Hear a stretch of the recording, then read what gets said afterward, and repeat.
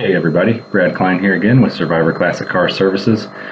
Wanted to do a video today on something I hear a lot coming from people at car shows and customers that we get here in the classic car dealership industry, and that is kind of a twofold thing, talking about buying classic and collectible cars as an investment, and then also this feeling that the classic car market is dying. I hear that a lot, and I kind of want to give my take on that as somebody whose job is to sell classic cars. You know, I get to see what's selling, what's not, what's going up in value, what's coming down in value.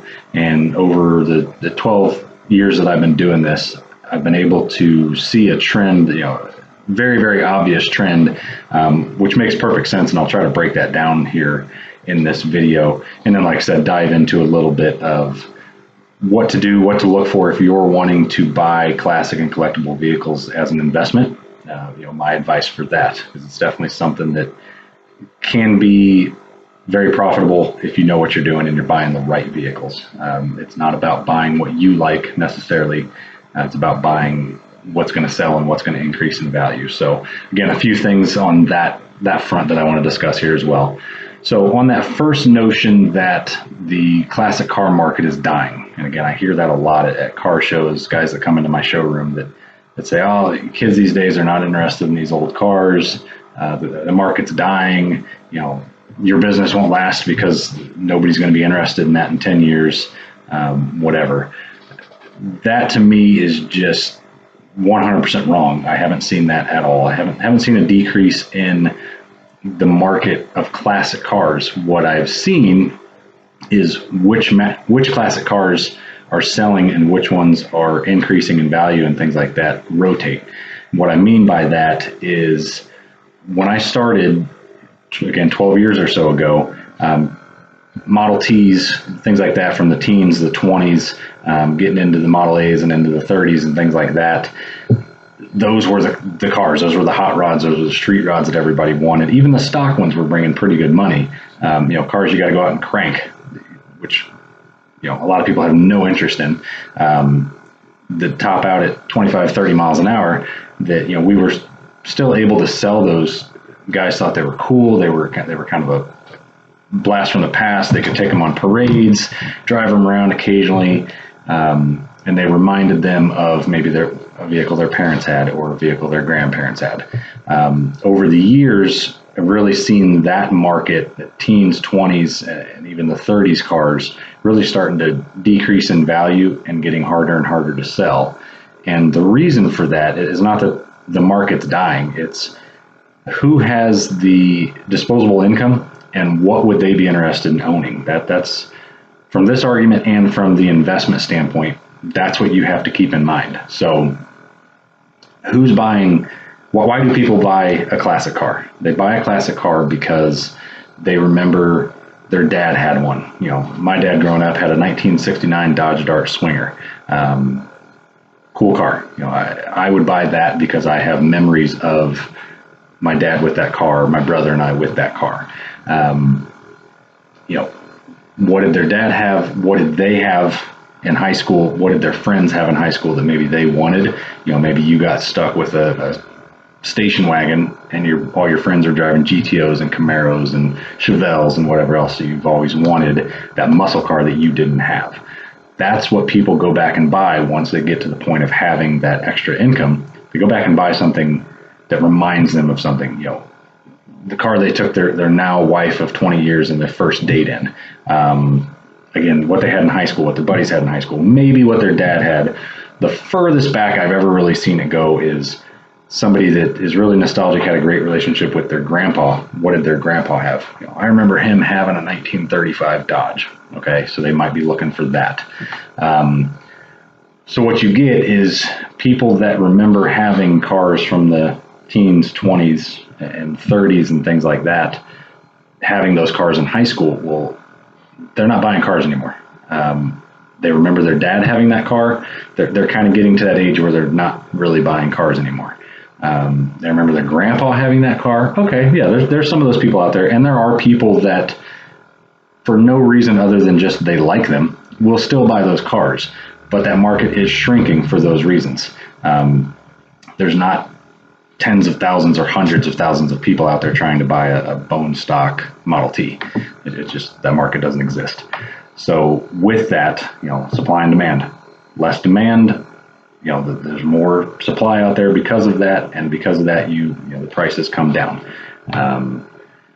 But with that, again, it's not that classic cars are dying. With that, in that same time span that I've watched teens, 20s, and 30s cars kind of go down in value and become harder to sell, at the same time, 70s, 80s, and now even 90s cars are going up in value, because those guys that their dad had one, or they saw them when they were brand new, they saw them driving the streets and just thought, I would always want to have one of those, or they had one in high school, or their friends had one in high school. Those are the guys now that from that era have that extra money to spend on those cars. So guys that grew up where everybody at school had a muscle car, they have money now to spend.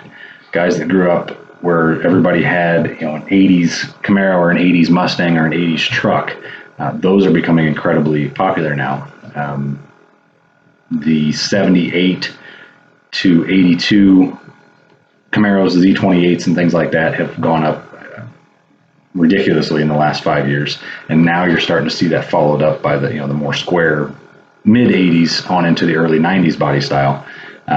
Those are starting to go up in value now. The IROCs and the Z28s and everything else. Same thing, Fox body Mustangs, OBS Ford trucks, the square body Chevy trucks. All of those from those eras are climbing because those are the guys that have the extra money now. Were the ones that had those in high school. Their friends had them in high school. They always wanted one. So again, it's not that the market's dying. It's just changing. It's just rolling on. 15 years from now, we'll be sitting here talking about how hard 40s and 50s cars are to sell. Yet the early 2000s stuff will be starting to bring good money. It'll be starting to appreciate. So it's all about understanding that, and that rolls right into investing. If you're trying to invest in a classic car, you don't want to buy something that the market is fading on, like a teens, 20s, and 30s car. If you want one of those because you want one of them, great, buy one, enjoy it, awesome. Just don't expect that in 5-10 years it's going to have doubled in value.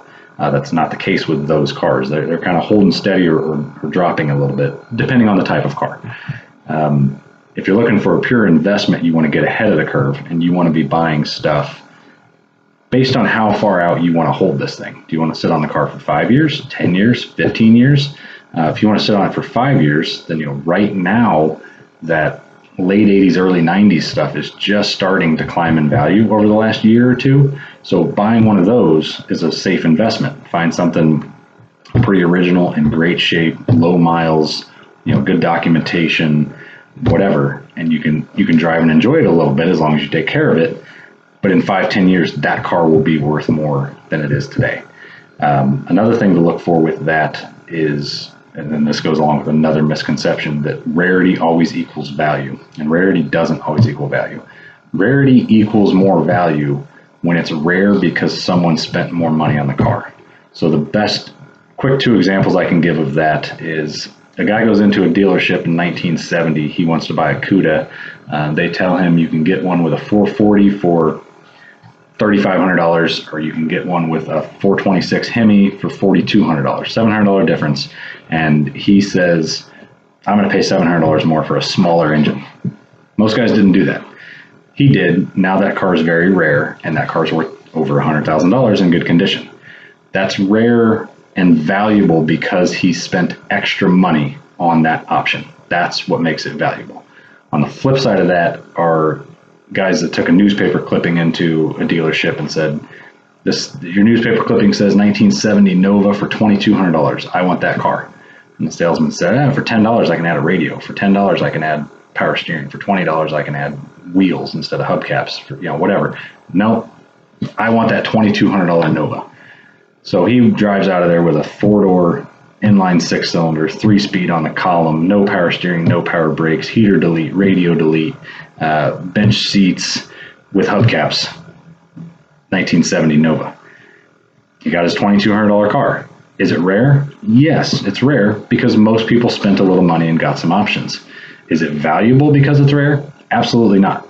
People pay a premium, and cars increase in value that are rare because they're highly optioned, they're highly desirable, they have the biggest, baddest engine, they have, a power pack or a fuel injection system on a Tri-5 Chevy or an old Corvette or something like that that guys paid extra money for. Rare options, rare color combinations, things like that. Rarity because the original owner was cheap does not add to value. So in the same situation where you've got a $4,000 car being worth over $100,000 now in the CUDA, you've got a $2,200 car that's now worth $6,000-$7,000 today because it's rare. Yes, you can't find another one out there with that few of options, but that's not what people pay a premium for. So that's one other thing to keep in mind, is just because somebody says something's rare, something's a one of one, doesn't necessarily mean it's worth money. It could be a one of one for bad reasons. So always keep that in mind. I'd like to get feedback if you guys have any thoughts. If anybody else is in the industry and they've seen this kind of trend, they have any other thoughts to it, or anybody has any questions about investing, what's hot to invest in right now? What do you think is going to be worth a lot of money 10 years down the line that's not worth a whole lot right now? Leave comments, make sure you subscribe, check out some of the cool cars we get in on a daily basis. And as always, don't talk about it, be about it.